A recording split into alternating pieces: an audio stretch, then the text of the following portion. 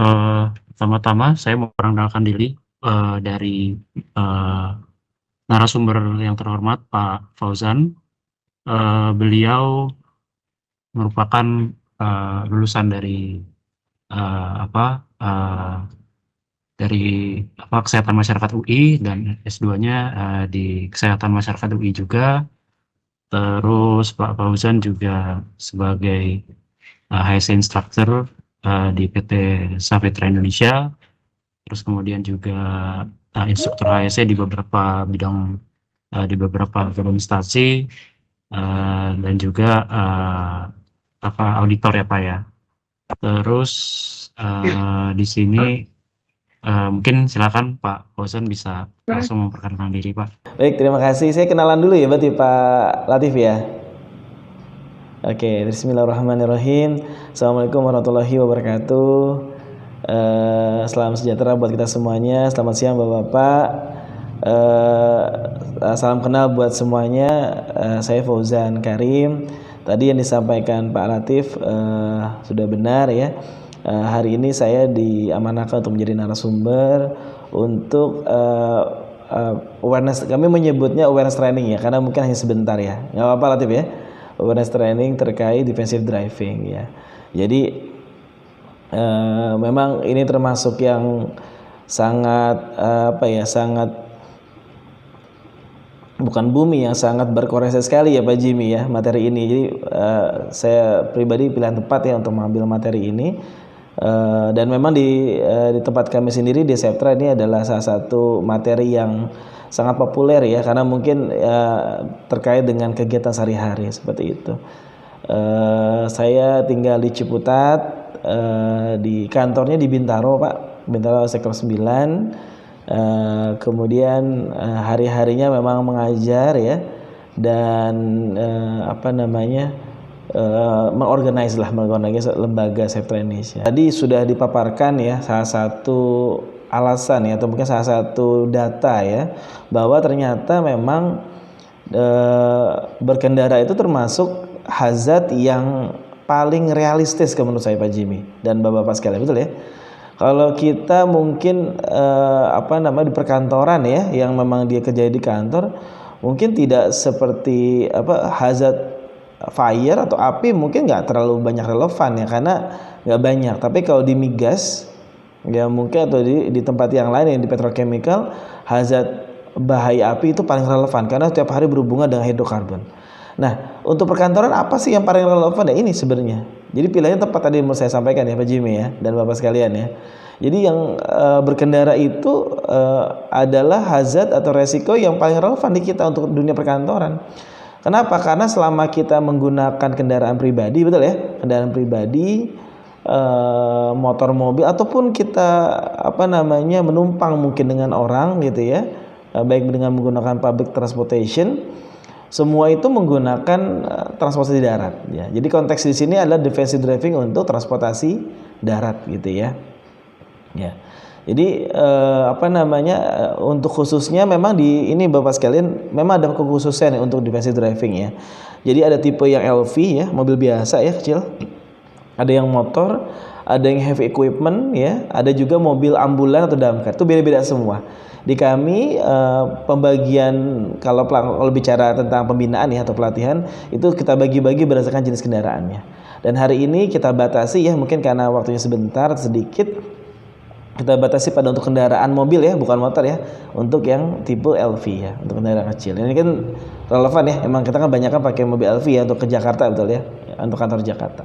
Ini adalah kegiatan mengemudi yang tanpa sadar menggunakan handphone, betul ya Bapak ya, Mas Lutfi ya. Dan ini yang paling bahaya yang sering kita hadapi sehari-hari, betul ya. Ya, paling relevan. Kenapa? Karena ternyata perkembangan teknologi makin tinggi ya, makin baik, sehingga apapun menggunakan HP, betul ya, menggunakan smartphone gitu ya. Dan angka kecelakaan nih, kalau kita yang video ini sengaja saya tampilkan bahwa memang handphone itu sangat mendistrak kita ketika kita bawa kendaraan, betul ya. Fokus kita jadi pindah gitu.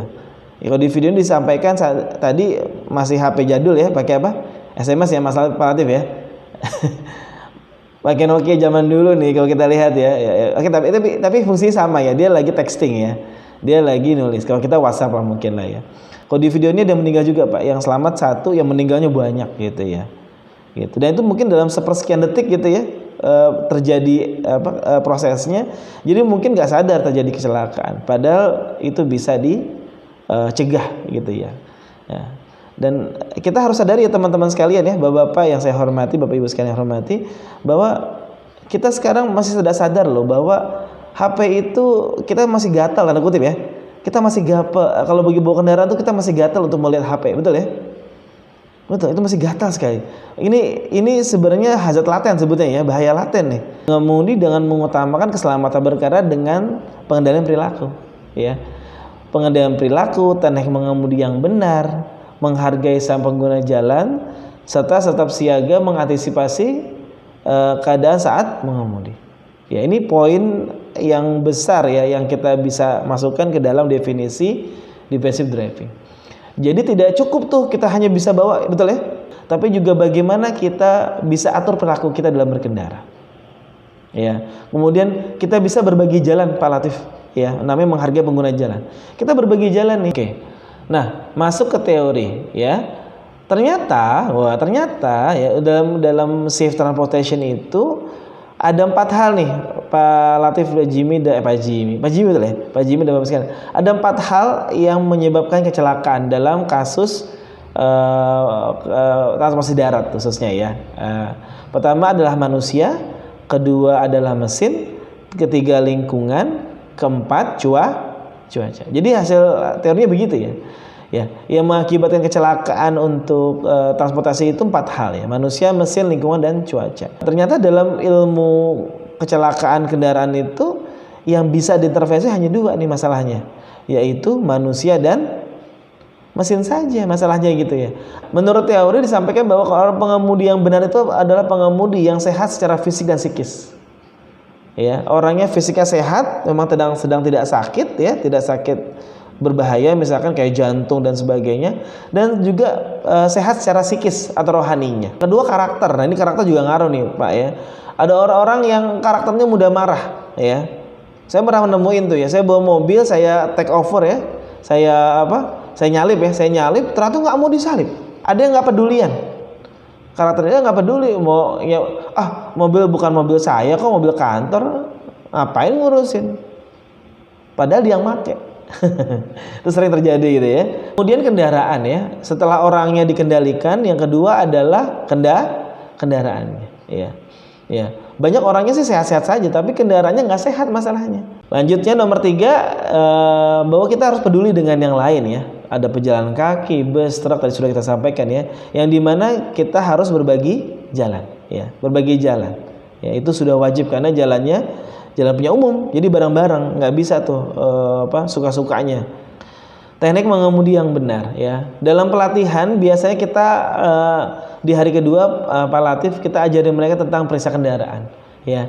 Kita mengenal yang namanya ruang mesin itu ya, kapnya dibuka misalkan. Di ruang mesin kita mengenal pendekatan namanya power. P itu petrol, O itu oil, W-nya water, E-nya electrical, R-nya rubber.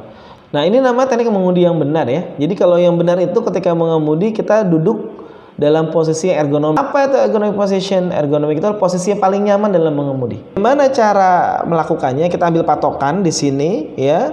Kemudian hitungnya dengan kata 1001, 1002 dan 1003. Jadi bukan 1 2 3 ya. 1001, 1002, 1003.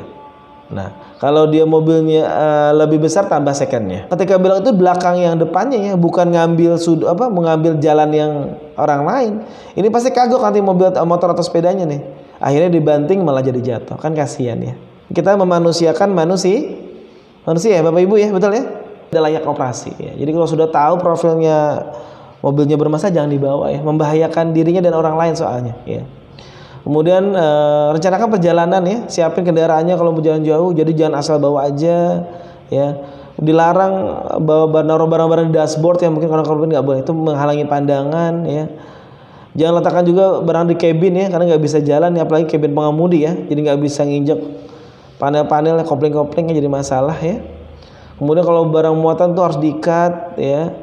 Nggak boleh minum minuman yang bersoda, energi minuman berenergi itu kan sering juga kita ya. Ya. Kemudian jangan bawa HP ya, tidak dihindari bawa HP saat mengemudi itu nggak boleh juga. Dan beristirahatlah bila ngantuk gitu ya. Capek istirahat ya. Ya, hormati pengguna jalan yang lain terutama pejalan kaki dan biarkan jalan kaki duluan ya, kita belakangan. Ya, jadi ada jalan kaki dia dulu, kita belakangan. Kalaupun nanti ada alat berat, biar alat berat duluan, kita belakangan ya. Jadi lebih aman. Pastikan kondisi prima ya, jaga putaran mesin tetap rendah ya. Hindari akselerasi dan pengereman berlebihan ya untuk biar nggak cepat rusak ya. Kemudian gunakan pengereman dengan engine brake ya untuk naik turun.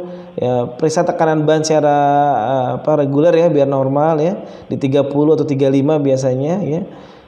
Kemudian matikan AC jika tidak diperlukan biar tetap hemat gitu.